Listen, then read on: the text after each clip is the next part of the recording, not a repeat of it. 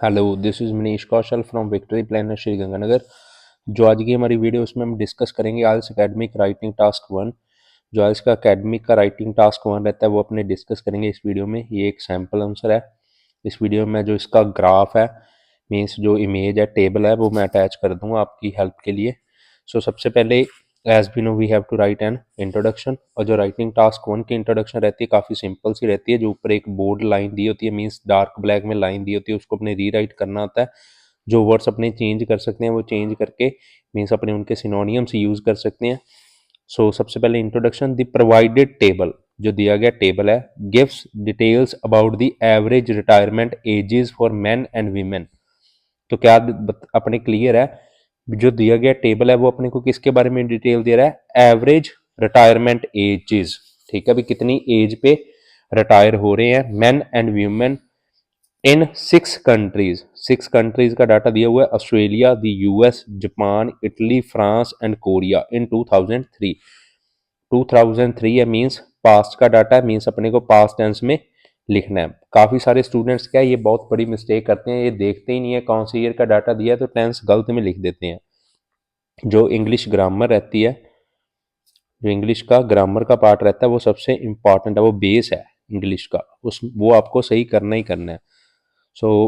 अपनों ने क्या लिखा है? In Australia man typically retired eight 64 years and 1 month. ठीक है, तो अपने यहाँ पे रिटायर्ड लिखा है क्योंकि 2003 का पास्ट में लिखा है, सिंपल पास्ट लिखा है। मैन टिपिकली रिटायर्ड, जो आदमी थे वो कब रिटायर हुए? 64 ईयर्स एंड 1 मंथ की एज पर। While women retired slightly earlier. Slightly का मतलब थोड़ा सा। ठीक है, विमेन जो थी वो थोड़ा सा पहले, अर्लियर लिखा है मतलब पहले रिटायर होगी 63 ईयर्स एंड 5 मंथ्स। अब देखिए 64 ईयर्स एंड 1 मंथ था, उसके कंपैरिजन में 63 ईयर्स 5 मंथ्स वीमेन का, इसलिए अपने स्लाइटली अर्लियर लिखा, मीन्स काफ़ी ज़्यादा पहले नहीं है, थोड़ा सा पहले। In the US, the average retirement age for men was 65 years and 6 months। जो यूएस है उसमें जो मैन थे उनकी रिटायरमेंट की एज कितनी थी? 65 साल और 6 महीने। Whereas for women it was 64 years and 2 months. जो वीमेन थी उनके लिए कितनी थी? 64 ईयर्स एंड 2 मंथ्स। तो अपनों ने यूएस का जो है वो डिस्कस कर लिया एंड ऑस्ट्रेलिया का डिस्कस कर लिया। ऑस्ट्रेलिया एंड यूएस दो कंट्रीज का अपनों ने डिस्कस कर लिया अभी तक एक पैराग्राफ में। अब अपने नेक्स्ट पैराग्राफ देख। Japan and Korea stood out for having higher retirement ages for both genders. तो इसका मतलब क्या है? जो जापान और कोरिया थे वहां पर दोनों ही जेंडर्स की जो रिटायरमेंट एजेस थी वो हायर थी age compare to other countries, जो अपनों ने अभी डिस्कस किया अभी तक, Australia and US.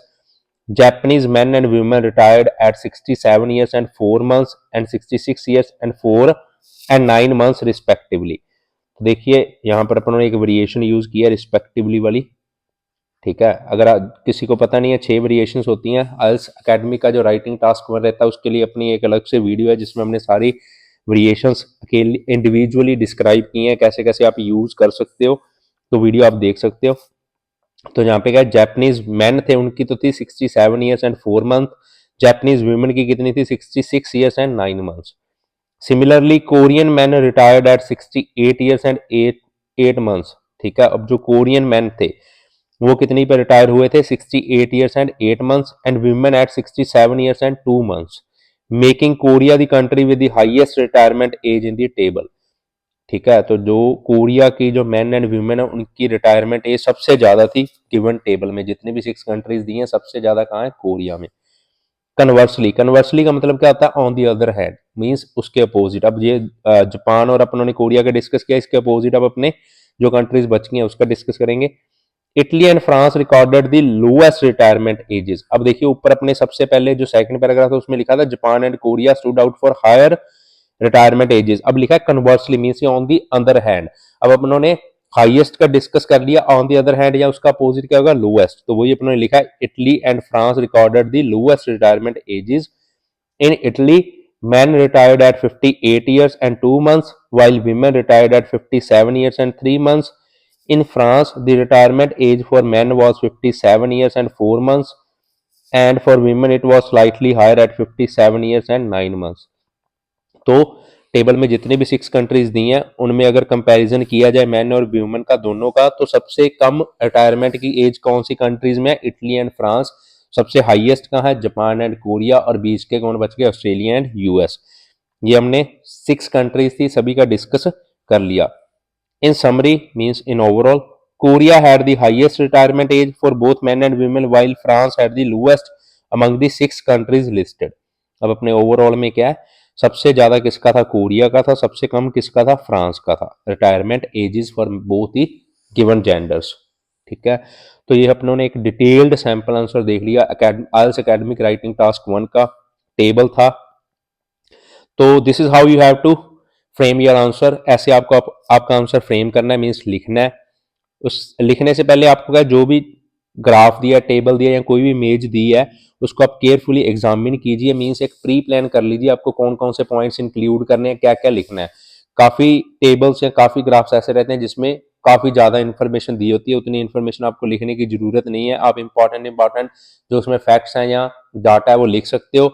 As well as एक बात आपको और ध्यान में रखनी है, आपको जितना डाटा या जैसा डाटा दिया वैसा ही लिखना है। मीन्स क्या, कई बार पॉइंटों में डाटा दिया तो अपने उसको राउंड फिगर में कर दिया, ऐसा नहीं करना है।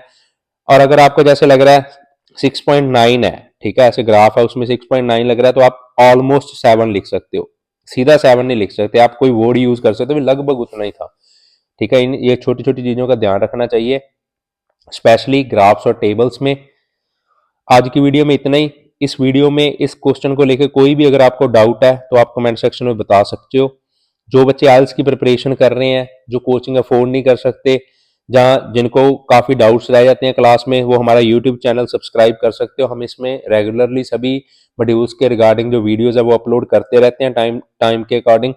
अगर आपको कोई स्पेशल वीडियो चाहिए, कोई पर्टिकुलर किसी टॉपिक या पर्टिकुलर किसी पॉइंट पर वीडियो चाहिए, आप हमारे कमेंट सेक्शन में बता सकते हो। इंस्टाग्राम पे डीएम कर सकते हो, व्हाट्सएप पे मैसेज कर सकते हो। फिलहाल के लिए इतना ही। Thank you.